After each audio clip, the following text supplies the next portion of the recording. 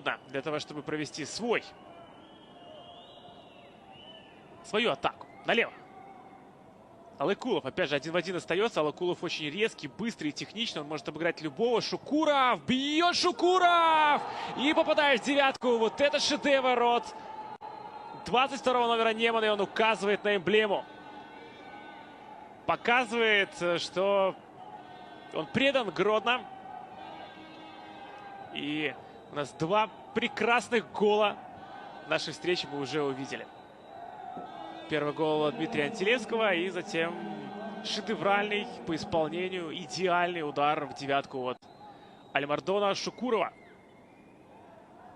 Ну и нам показывает Игоря Николаевича Ковалевича. Он как будто не рад, что Шукуров забивает. Но на самом деле рад, но в глубине души. И посмотрите, какая траектория. Как красиво летел мяч. И еще бы чуть-чуть повыше, тогда бы была точно девятка. Ну и так девятка. Классный момент. Не нужно сильно, главное вот так. Сочно. И элегантно. Раз за разом хочется смаковать этот удар от Альмардона. Ну что ж, 1-1. Я еще в начале матча говорил про то, что